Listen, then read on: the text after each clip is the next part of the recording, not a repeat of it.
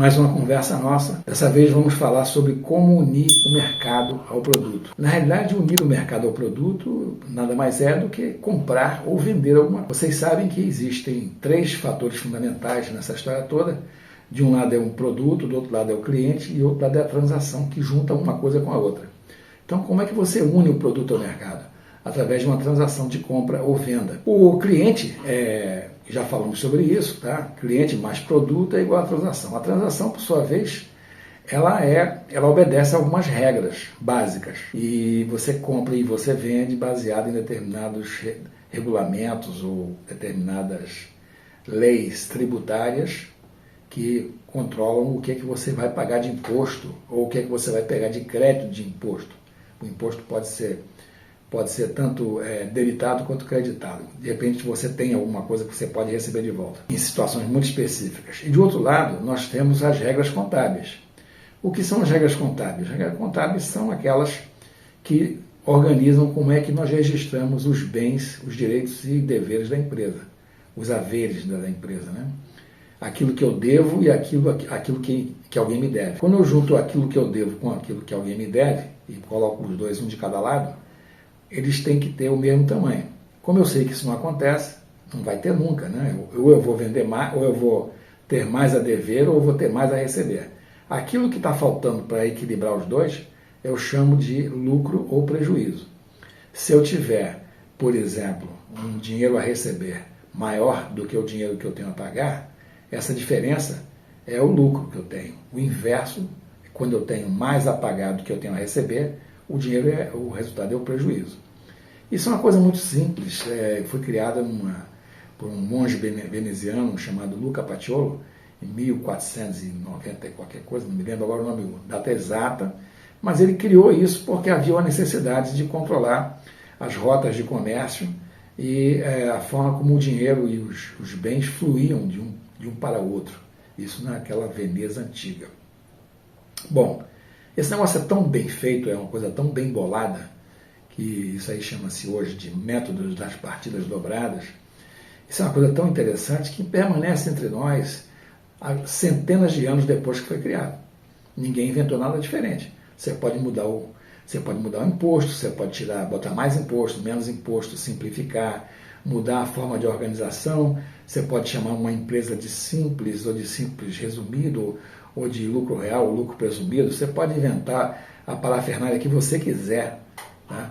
Para controlar tributariamente a sua empresa. Mas o esquema de partidas dobradas ele permanece imutável.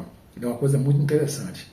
Infelizmente, a maior parte das pessoas, ou a maior parte dos empresários, não presta muita atenção nesse tipo de coisa e costuma transferir isso para alguma pessoa externa à empresa, pode ser um contador, pode ser um financista, alguém lá da empresa que vai mexer nisso, porque você, como grande empresário e como grande vendedor e controlador do que está acontecendo, você não quer se meter com essas coisas menores.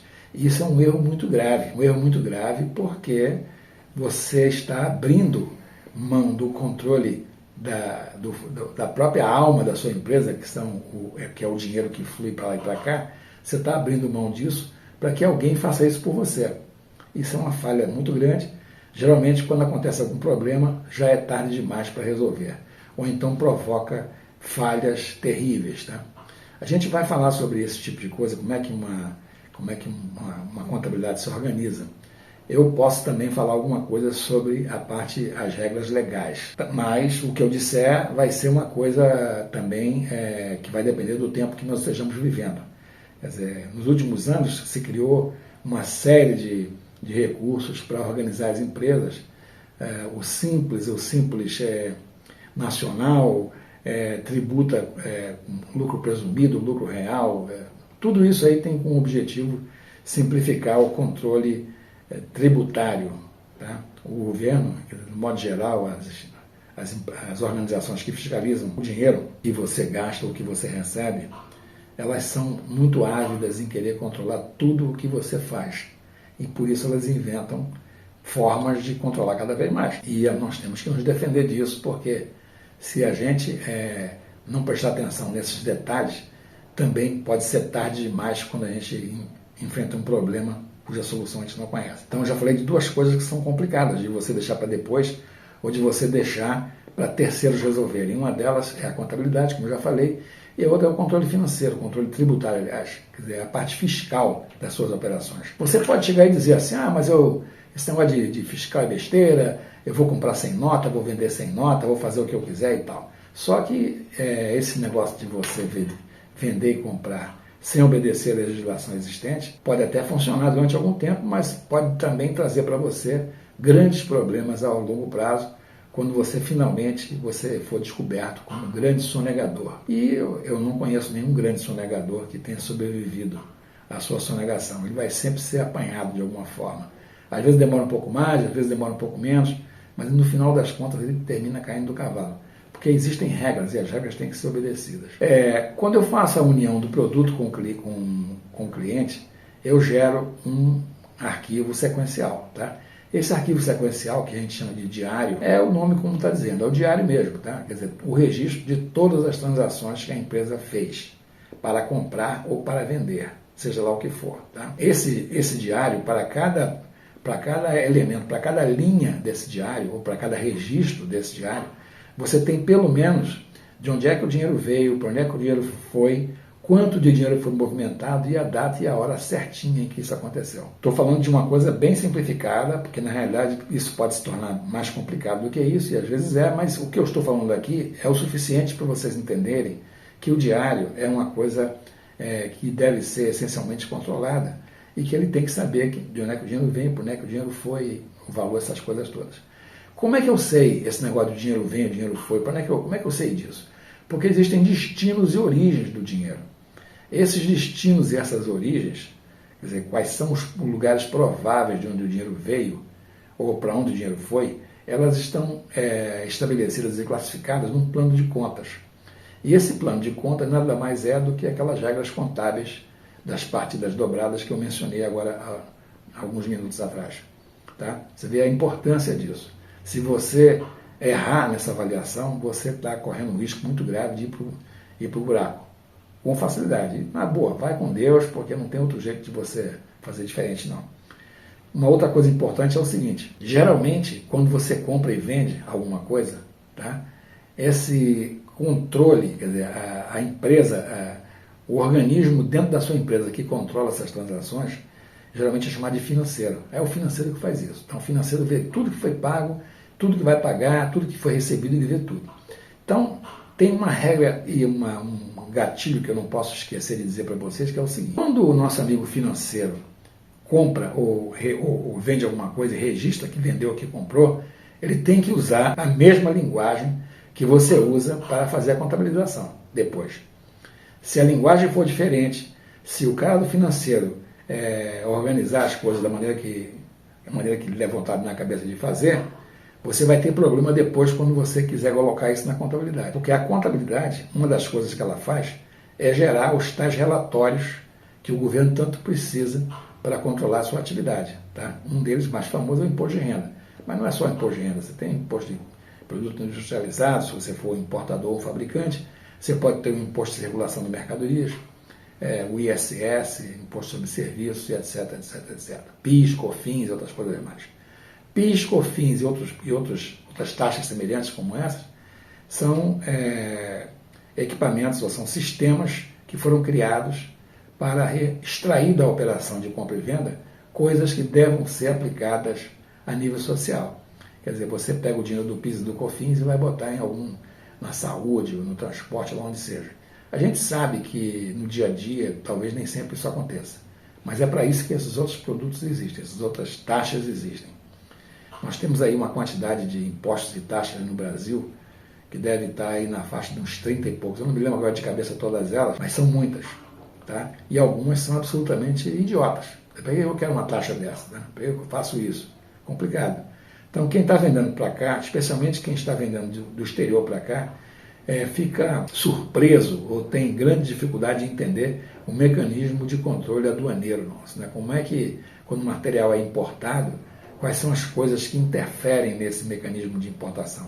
Isso vira um negócio assim tão complicado que eu acho que merece uma aula especialmente sobre esse assunto, especialmente para que vocês fiquem sabendo quais são quais são as armadilhas que existem no caminho. Começando pela classificação aduaneira, que é o que diz que tipo de produto você está importando, passando pelas regras que se aplicam àquela classificação específica. Isso é um negócio muito interessante, que eu espero abordar com vocês diretamente e especificamente em uma outra oportunidade. Então hoje aqui nós vamos ficar falando sobre esse negócio apenas, né? Unir o produto ao mercado nada mais é do que comprar ou vender, só isso, mais nada. Tá?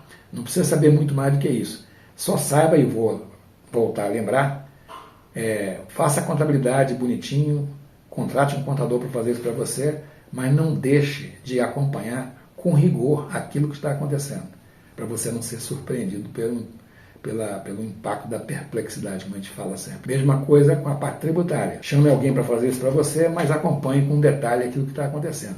Isso é chato? É chato. Tá? Isso é desagradável? É. Eu, como grande comprador e grande vendedor, eu não quero perder meu precioso tempo, minhas maravilhas, meus maravilhosos dotes empresariais, para ficar cuidando de uma coisa tão ridícula como contabilidade e controle tributário. Tá? Só que essas duas coisas são essenciais em qualquer empresa. E quando o empresário ou possível empreendedor esquece disso, ele paga um preço que ele pode às vezes não pagar e pode até fechar a empresa dele. Posso falar para você isso porque tenho alguma experiência nesse tipo de situação. Tá? Eu mesmo também já cometi esses erros. Na realidade, uma das coisas que a gente está fazendo aqui é trazer para vocês o que foi que eu errei, para vocês, vendo aquilo que eu errei, e não foram poucas coisas, tá? Vocês aprendam e passem a não cometer os mesmos erros. Vão cometer outros, tá? Mas não aqueles. Tá? Ok, pessoal? Então eu vou ficar por aqui. Tá? Nós vamos encerrar essa conversa por enquanto. Nos próximos capítulos vamos tratar de outros assuntos interessantes, inclusive algumas coisas aí que andam na moda por aí, como é o caso da inteligência artificial. Mas depois falaremos sobre isso com mais detalhe. Tá bom? Muito obrigado e hasta la vista.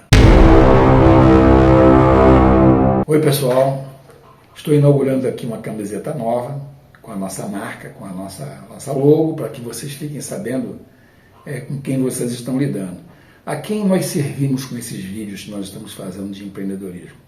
Servimos as pessoas que precisam aprender como se posicionar no mercado e como criar seu próprio negócio. Tá? Na realidade, nós estamos tendo uma visão bem abrangente sobre as principais forças que atuam no mercado e como é que vocês podem lidar com elas. O que você faz aqui, o que nós fazemos, é compartilhar a experiência de muitos anos de trabalho, de lutas, de vitórias e de algumas derrotas, para que vocês aprendam quais são os caminhos que vocês devem evitar e quais são os caminhos que vocês podem aproveitar. Por que isso é importante?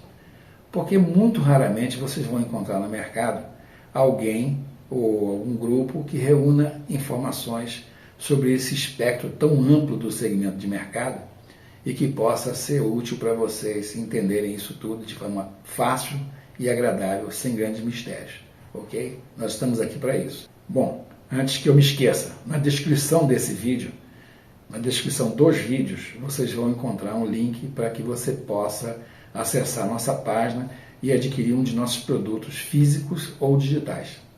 Dá uma passadinha lá, vocês vão gostar.